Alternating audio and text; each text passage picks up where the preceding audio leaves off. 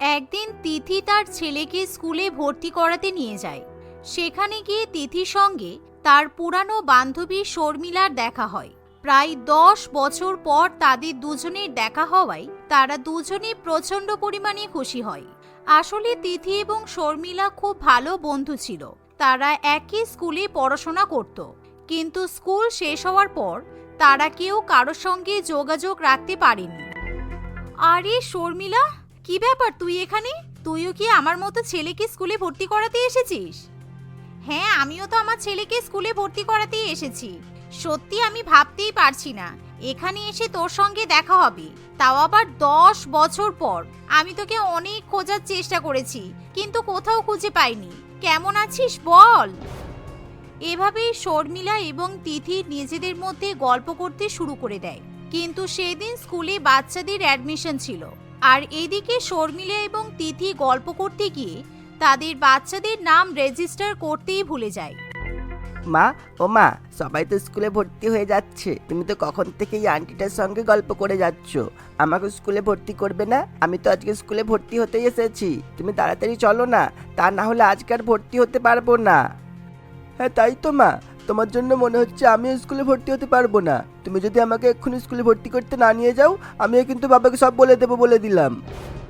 এক কাজ করি, চল আগে বাচ্চাগুলোকে স্কুলে ভর্তি করিয়ে নি, তারপর আমি আর তুই ঘুরতে যাব। আমার ছেলেটা যা বিচ্ছু হয়েছে না, এখন যদি ওর কথা না শুনি, ওর বাবাকে গিয়ে আমার নামে সব বলে দেবে। এই শুনে শর্মিলা এবং তিথি দুজনে বাচ্চাদের অ্যাডমিশন করাতে চলে যায়। বাচ্চাদের নাম রেজিস্টার করানো হয়ে গেলে দুই বান্ধবী বাড়িতে ফিরে যায়।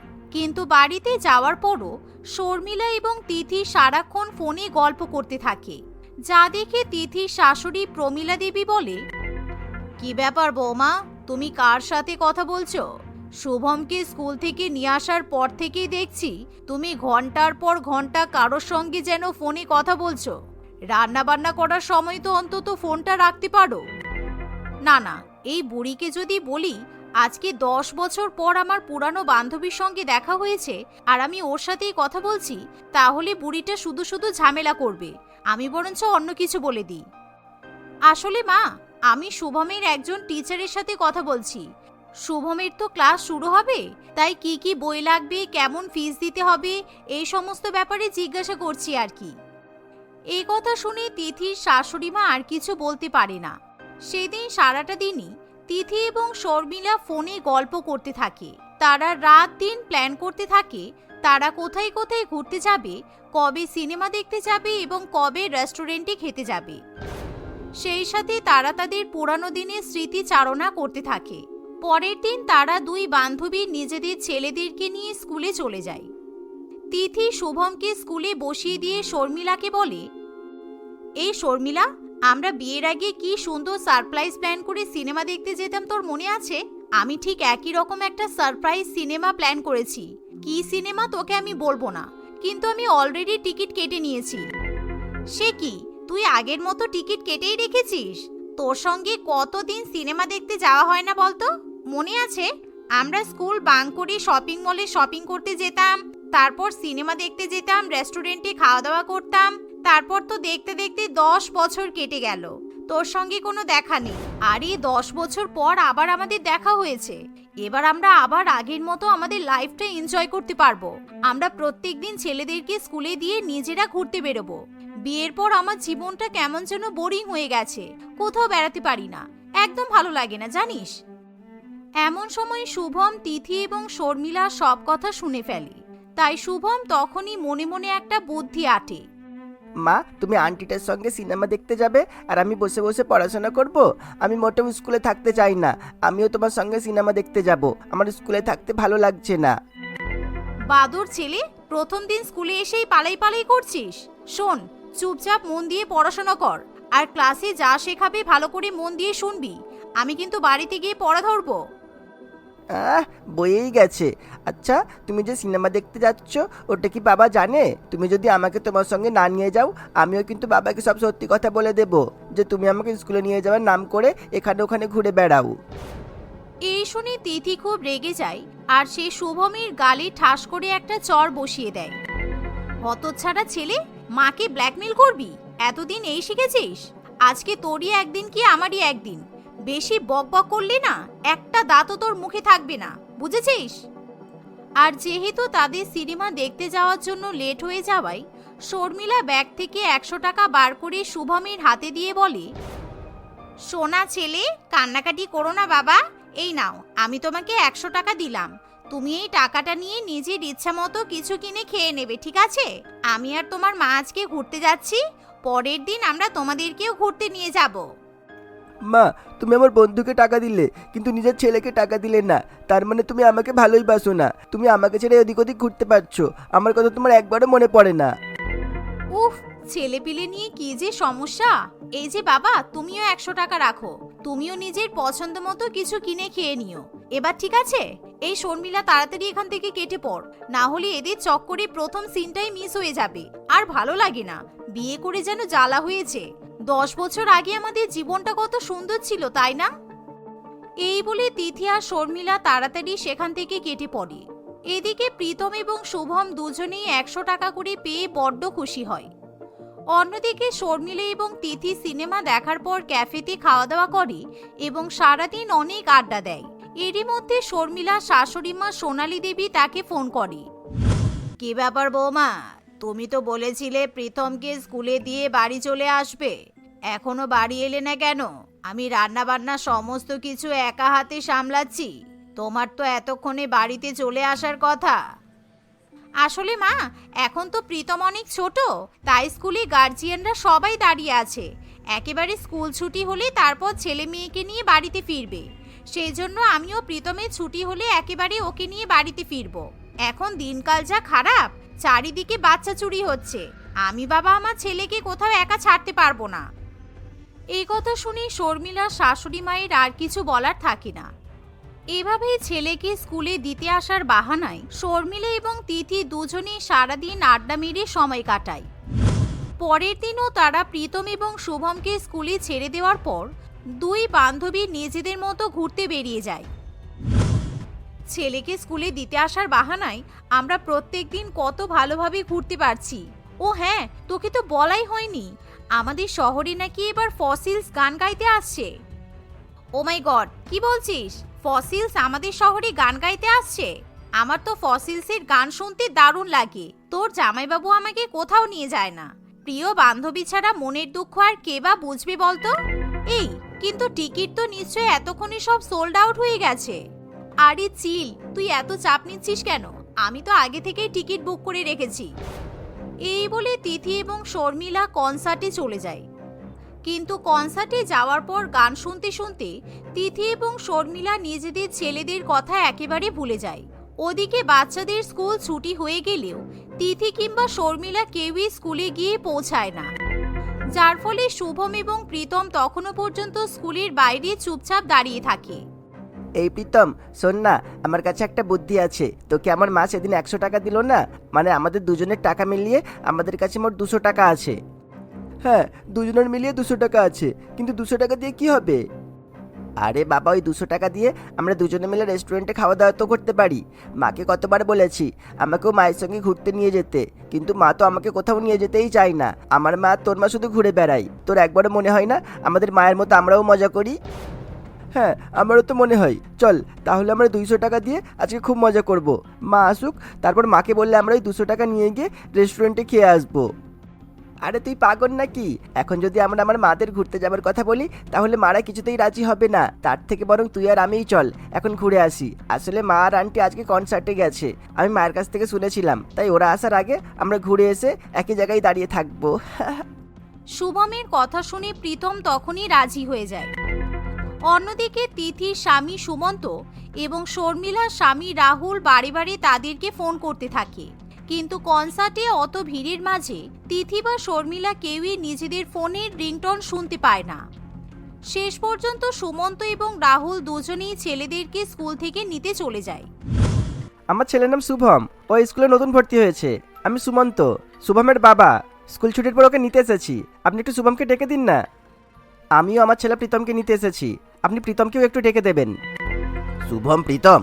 শুভম আর প্রীতম তো কখন স্কুল থেকে বেরিয়ে গেছে। আসলে শুভমদের তো অনেকক্ষণ আগেই ছুটি হয়ে গেছে, আর ওর মায়েরাও তো প্রত্যেকদিন নিতে আসে, কিন্তু আজকে তো নিতে আসেনি, তাই হয়তো ওরা দুজনে একা একা বাড়ি চলে গেছে। সুমন্ত বারে বারে তিথিকে ফোন করতে থাকলে তিথি শেষ পর্যন্ত একবার ফোন রিসিভ করে। কি ব্যাপার, তুমি কোথায় আছো? ছেলেদের স্কুলে ছুটি হয়ে গেছে অথচ ছেলে এখনো বাড়ি ফিরলো না। তোমাদের তো ফোন করেও পাওয়া যাচ্ছে না। না না, শুভমের তো এখনো ছুটি হয়নি। আমি শুভমের স্কুলের বাইরেই দাঁড়িয়ে আছি। আজকে নাকি ওদের একটা এক্সট্রা ক্লাস আছে। শুভমের ছুটি হয়ে গেলে আমি ওকে নিয়ে বাড়িতে ফিরছি। মিথ্যা কথা বলার জায়গা পাওনি? আমি স্কুলেই দাঁড়িয়ে আছি। কই, আমি তো তোমাকে দেখতে পাচ্ছি না। আর তাছাড়া শুভমের অনেকক্ষণ আগে ছুটি হয়ে গেছে। শুভম আর প্রীতম কেউই বাড়িতে পৌঁছায়নি। ওরা কোথায় গেছে কেউ বলতেও পারছে না। সুমন্তর কথা শুনে তিথি এবং শর্মিলা তাড়াতাড়ি করে স্কুলের সামনে গিয়ে পৌঁছায়। কিন্তু রাহুল এবং সুমন্ত প্রচণ্ড বেশি রেগে যাওয়ায় তারা তাদের স্ত্রীদের উল্টোপাল্টা কথা শোনায়। এরই মধ্যে হঠাৎ করে পুলিশ স্টেশন থেকে রাহুল এবং সুমন্তর কাছে ফোন আসে। তারা চারজনেই তাড়াতাড়ি করে পুলিশ স্টেশনে গিয়ে পৌঁছায়। এই যে এই ছেলে দুটো আপনাদের বাবা মা হিসেবে আপনাদের কোনো দায়িত্ব জ্ঞান নেই, তাই না? বাচ্চারা কোথায় যাচ্ছে কি করছে আপনারা কোনো খেয়ালই রাখতে পারছেন না। এই বাচ্চাগুলো তো ঠিক করে নিজেদের ঠিকানাই বলতে পারছিল না। ভাগ্যিস এক চেনা জানা কলিগ আপনাদের ফোন নাম্বারটা দিল। এই শুভম, তোকে না আমি ছুটির পর দাঁড়িয়ে থাকতে বলেছিলাম? তুই আমাকে না জিজ্ঞাসা করে কোথায় গিয়েছিলি? তুমি সারাদিন আন্টির সঙ্গে ঘুরে বেড়াও, আমাকে কোথাও নিয়ে যাও না। তাই তো আমি আর প্রীতম রেস্টুরেন্টে খেতে গিয়েছিলাম। কিন্তু রেস্টুরেন্টে 200 টাকার বেশি বিল হয়ে গিয়েছিল বলে, আর আমাদের কাছে তার বেশি টাকা ছিল না বলে রেস্টুরেন্টের মালিক পুলিশ আঙ্কালকে খবর দিয়ে দিয়েছিল। এমন সময় সুমন্ত এবং রাহুলের কাছে সমস্ত কিছু পরিষ্কার হয়ে ওঠে। আজকে ভাগ্যিস বাচ্চাগুলো রেস্টুরেন্টে খেতে গিয়েছিল বলে ওদেরকে খুঁজে পাওয়া গেছে। ওরা যদি আজকে অন্য কোথাও যেত বা ওদেরকে যদি কেউ তুলে নিয়ে যেত, আমরা তো জানতেও পারতাম না। মা হয়ে তোমাদের অন্তত এইটুকু খেয়াল রাখা তো উচিত ছিল। বন্ধুত্বের জন্য নিজেদের বাচ্চাগুলোকে ভুলে যাবে? তোমরা কেমন মা? হ্যাঁ, তোমরা ঠিকই বলেছ। সত্যি আমাদের এভাবে বাচ্চাগুলোকে ছেড়ে বেড়াতে যাওয়া উচিত হয়নি। আসলে দীর্ঘ 10 বছর পর আমাদের দুই প্রিয় বান্ধবীর দেখা হয়েছে, আর আমরা ভুলেই গেছি 10 বছর আগের জীবন আর এখন 10 বছর পরের জীবন একই রকম নেই। এখন আমাদের বিয়ে হয়েছে, সংসার আছে, আমাদের ছেলে মেয়ে আছে। এখন আমাদের উপর অনেক দায়িত্ব। বিয়ের আগের মতো একই রকম ভাবে বন্ধুত্ব বজায় রাখা সম্ভব নয়। তোমরা ক্ষমা করে দাও। আমরা এবার থেকে আমাদের ছেলেদের ঠিক মতো খেয়াল রাখবো। আমরা আর কখনো কোনো গাফিলতি করব না। সেদিনকার মতো তিথি এবং শর্মিলা শিক্ষা হয়ে যায়। তারপর থেকে তারা আর কখনো ছেলেদেরকে একা ছেড়ে কোথাও বেড়াতে যায় না। তবে ছুটির দিনে তারা নিজেদের পরিবারকে নিয়ে বাইরে কোথাও ঘুরতে যায়, আর সবাই মিলে অনেক অনেক আনন্দ করে। তিতলি তার বাবা ও মায়ের সঙ্গে বিষ্ণুপুর গ্রামে বাস করত। তিতলি খুবই চঞ্চল প্রকৃতির মেয়ে ছিল। সে বাড়িতে একটুও শান্ত হয়ে বসতে পারত না। সব সময় সে তার বাবা মায়ের কাছে নানান রকমের বায়না করত। এমনই একদিন, বাবা ও বাবা, আমার বাড়িতে থাকতে ভালো লাগছে না, আমাকে কোথাও ঘুরতে নিয়ে চলো না বাবা, আমি ঘুরতে যাব। আমার বন্ধুরা সবাই রোজ ঘুরতে যায়, তোমরা তো আমাকে কোথাও নিয়ে যাও না। নাও, তোমার মেয়ে এখন ঘুরতে যাবে। এখন থেকেই ওর বাড়িতে থাকতে ভালো লাগছে না। হ্যাঁ ঠিকই তো, বাচ্চাটাতে কি, ওর কি ঘোরার ইচ্ছে করে না? নিজে তো এদিক ওদিক ঘুরে বেড়াও। মেয়েটাকে নিয়ে বাইরে বেরিয়েছো কোনোদিন? ওকে নিয়ে গেলে তো ওর সঙ্গে সঙ্গে আমারও একটু ঘোরা হয়, তাই না? তুমি বাচ্চা আর বুড়ো এক করলে। আচ্ছা তিতলি, তুমি কোথায় ঘুরতে যাবে বলো? কোথায় যেতে চাও? যাও, মায়ের সঙ্গে মামার বাড়ি থেকে ঘুরে এসো, কেমন? না না, আমি কারোর বাড়িতে যাব না, আমি পার্কে যাব। আমার বন্ধুরা রোজ পার্কে যায়। ওরে বাবা, ঠিক আছে চলো তাহলে। তিতলিকে আমাদের বাড়ি থেকে বেশ কিছুটা দূরেই একটা চিলড্রেন পার্ক আছে, ওখানেই নিয়ে যাই। তিতলি আনন্দে লাফিয়ে ওঠে। বিকেল বেলা তার বাবা মা তাকে একটি চিলড্রেন পার্কে নিয়ে যায়, যেখানে বাচ্চাদের আনন্দ করার মতো, এনজয় করার মতো অনেক কিছুর ব্যবস্থা করা ছিল। তিতলি প্রথমে গিয়ে একটা দোলনা দেখতে পায়। সে খুব খুশি হয়ে দোলনাতে উঠে দোল খাওয়া শুরু করে দেয়। বাবা, মা, এই দেখো আমি দোলনাতে উঠেছি, খুব মজা লাগছে, ইয়ে ইয়ে। হ্যাঁ, তাড়াতাড়ি ঝুলে নাও, বৃষ্টি আসবে মনে হচ্ছে, তাড়াতাড়ি বাড়ি যেতে হবে। লিপিকা এমন বলতেই হালকা হালকা রিমঝিম বৃষ্টি পড়া শুরু হয়ে যায়। বৃষ্টি শুরু হয়ে গেল। এই তিতলি, ওঠ ওঠ ওঠ, ওদিকে গিয়ে দাঁড়াই, ভিজে যাবি না হলে, ওঠ বলছি। না মা, বৃষ্টিতে ভিজতে ভিজতে দোল খেতে খুব ভালো লাগছে, কি সুন্দর, গায়ে অল্প অল্প বৃষ্টি পড়ছে। আমি যাব না, আমি বৃষ্টিতে ভিজতে ভিজতেই দোলনা চড়বো, আমি উঠবো না, উঠবো না আমি। এইবার কিন্তু মার খাবি তিতলি, বৃষ্টিতে ভিজলে শরীর খারাপ করবে তো। আচ্ছা বাবা, ছেড়ে দাও, তোমার মেয়ে যা জেদি, বলে কোনো লাভ নেই। অল্প অল্পই বৃষ্টি পড়ছে, ছাড়ো, কিচ্ছু হবে না। ওকে আর এই বর্ষাকালে পার্কে নিয়ে আসা যাবে না। তিতলি তার বাবা মায়ের কোনো কথা না শুনে বৃষ্টিতে ভিজতে ভিজতে দোল খেতে থাকে। অনেক দেরি হয়ে গেলেও সে দোলনা ছেড়ে উঠতে চাইছিল না। তার বাবা মা তাকে জোর করে তার হাত ধরে টানতে টানতে বাড়িতে নিয়ে আসে। সেদিন থেকে তিতলির বৃষ্টিতে ভিজে দোল খাওয়া একটা প্রিয় জিনিসে পরিণত হয়েছিল। বেশ কয়েকদিন কেটে যায়। একদিন সে তার বন্ধু রাজার সঙ্গে পার্কে কি কি হয়েছিল এই নিয়ে গল্প করতে থাকে। তোর বাবা কত ভালো রে, তোকে পার্কে নিয়ে গেছে, দোলনা চাপিয়েছে, তাও আবার বৃষ্টিতে ভিজে ভিজে। আমার বাবা মা একদম ভালো না, খুব পচা। এই রাজা, চল না আমরা এই গাছে একটা দোলনা বাঁধি, তুই আর আমি চড়বো, আর কাউকে চড়তে দেব না। গাছে দোলনা কিভাবে বানাবি রে? আরে বুদ্ধু, তোর মাথায় কোনো বুদ্ধি নেই। আমাদের একটা বড় শাড়ি লাগবে, শাড়িটা দিয়ে দুটো গাছে বেঁধে দেব, আর অনেক ভালো একটা দোলনা হয়ে যাবে। এখন তো রোজ বৃষ্টি হয়, আমরা বৃষ্টিতে ভিজে ভিজে দোল খাবো, আর কেউ কিছু জানতেও পারবে না। শাড়ি? শাড়ি কোথায় পাবো এখন আমরা? আমি কিন্তু শাড়ি আনতে পারবো না, আমার মা মারবে আমাকে। তুই যা, নিয়ে আয়। আচ্ছা, আয় আমার সঙ্গে আয়। তুই আমাদের বাড়ির জানালার কাছে দাঁড়াবি, আমি তোকে আমার মায়ের আলমারি থেকে একটা শাড়ি বের করে দেব, তুই নিয়ে পালাবি, তাহলে মা কিছু বুঝতে পারবে না। চল চল, বৃষ্টি শুরু হয়ে গেছে।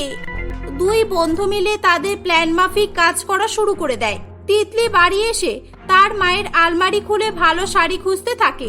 সে তার মায়ের বিয়ের বেনারসি শাড়িটা পছন্দ করে। এই রাজা, এই নে শাড়িটা ধর। এই রাজা, শুনতে পাচ্ছিস? ঠিক সেই সময়ে সেখানে তার মা চলে আসে। এই কি হচ্ছে এখানে? রাজা জানালার বাইরে কি করছে, আর আমার বিয়ের বেনারসি শাড়ি বের করেছিস কেন? এই মেয়ে, বল কি হলো? বলবি নাকি মার খাবি? বলবি না তো? এই রাজা, তুই ভেতরে আয় তো, আয় আয়, তুই বল, না হলে তোর মাকে বলে দেব আমি। রাজা ভয় পেয়ে তাদের প্ল্যানের কথা বলে দেয়। এই, তোর এত দোলনা চাপার কিসের শখ হয়েছে রে? সব সময় দোলনা আর দোলনা, এই করে তো আমার 3টে শাড়ি ওড়না সব ছিঁড়ে ফেলেছিস।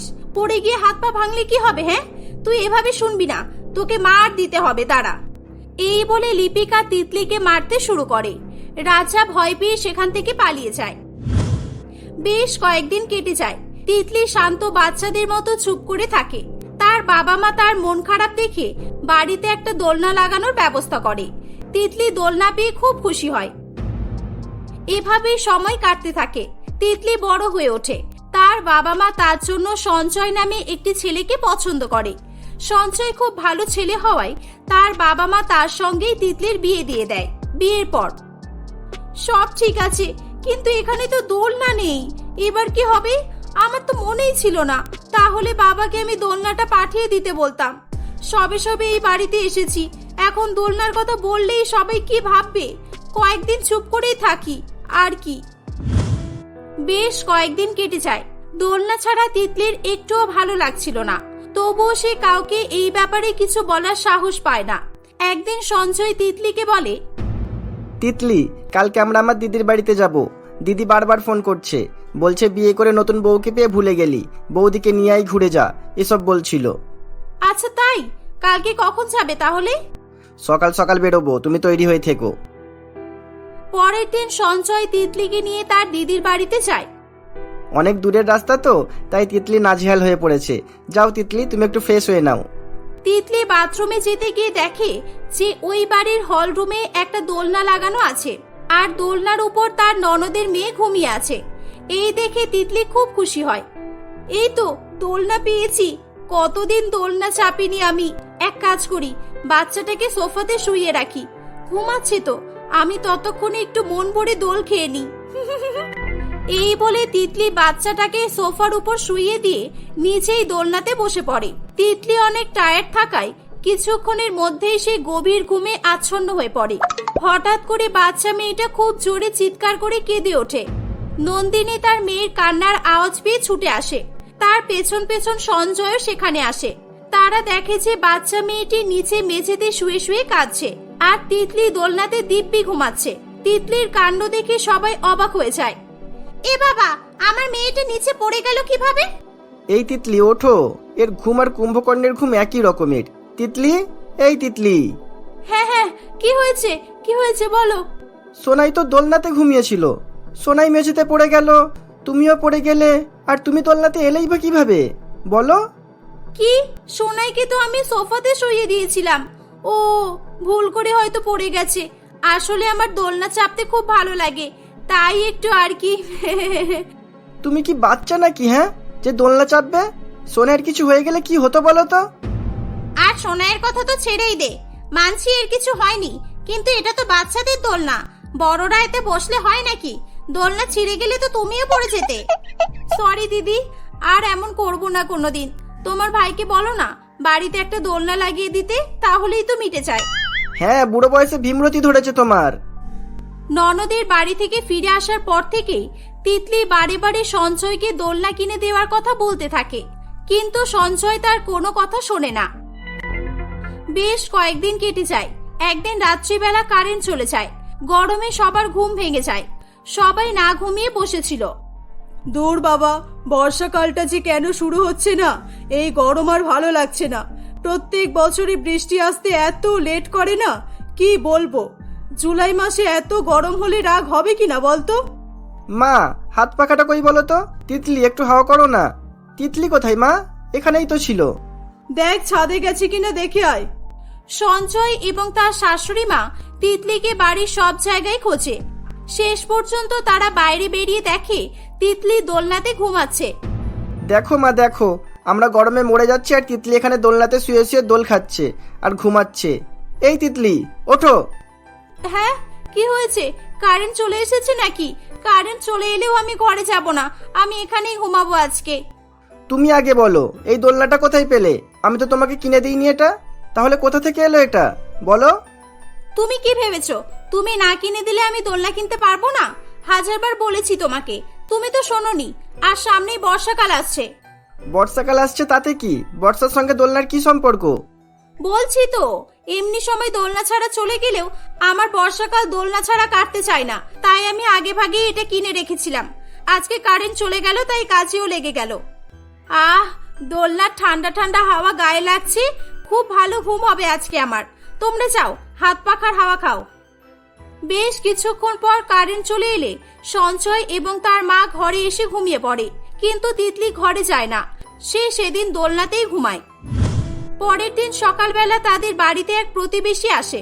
সে বাড়ির বাইরে দোলনা রাখা দেখে অবাক হয়ে যায়। কি গো বৌদি, বাড়ির বাইরে দোলনা রাখা আছে দেখলাম। তোমার বড় মেয়ে আর নাতনি এসেছে নাকি? নাতনির জন্য দোলনা লাগিয়েছো? না না, কেউ আসেনি। এখন বাচ্চারা নয় গো, বুড়ো ধেড়েরাও দোলনা চাপা শুরু করেছে। ওটা আমার বৌমার দোলনা। হ্যাঁ, সে কি গো, আজকালকার মেয়েরা না সবকিছুতেই আদিক্ষেতা দেখায়। এই সঞ্জয়, দোলনাটা ঘরে লাগিয়ে দে তো, না হলে একে একে সবাই এসে আমাকে জিজ্ঞাসা করবে দোলনা কেন রাখা আছে। না, একদম না। ঘরে দোলনা লাগানোর হলে আমি ঘরেই রাখতাম। আমি এটা বাইরে রেখেছি ইচ্ছা করেই। বৃষ্টি শুরু হলে আমি বৃষ্টিতে ভিজতে ভিজতে দোলনা চাপবো, সেই জন্যই তো দোলনাটা কেনা। ঘরে রাখলে কি আর বৃষ্টির মজা নিতে পারবো? মা, ছেড়ে দাও, ও যা ইচ্ছা করুক, ছাড়ো। কোন দিন পড়ে গিয়ে হাত পা ভাঙবে তখন বুঝবে। আমার কিছু হবে না, বুঝেছো? শকুনের অভিশাপে গরু মরে না কখনো। এভাবেই সময় কাটতে থাকে। বর্ষাকাল শুরু হয়ে যায়। তিতলি খুব খুশি হয়। অল্প অল্প রিমঝিম রিমঝিম বৃষ্টি শুরু হলেই সে বাইরে দোলনাতে দোল খেতে চলে আসতো। বেশ কিছুদিন কেটে যায়। একদিন তিতলির ছোট ননদ চম্পা হোস্টেল থেকে বাড়ি ফিরে আসে। সে তার বৌদিকে দোলনা চড়তে দেখে বলে, বৌদি, ও বৌদি, আমাকেও একটু দোলনা ঝুলতে দাও না গো, আমার খুব ইচ্ছা করছে। কি, তুইও দোলনা চাপবি? আচ্ছা আয়, আমরা একসঙ্গে আজকে দোলনা ঝুলবো। আয় আয়, বসে পড়। তিতলি এবং চম্পা দুজনে একসঙ্গে দোলনা ঝুলতে গিয়ে দোলনার উপর অনেক বেশি প্রেসার পড়ে, কারণ চম্পা খুবই মোটা ছিল। দোলনা ছিঁড়ে পড়ে যায়। চম্পার কিছু না হলেও তিতলির একটা পা ভেঙে যায়। ডাক্তার তাকে 3 মাস বেড রেস্টে থাকতে বলে। তিতলি তার পা ভাঙা নিয়ে কাঁদতে থাকে। সে আর কখনোই দোলনা চাপবে না বলে ঠিক করে।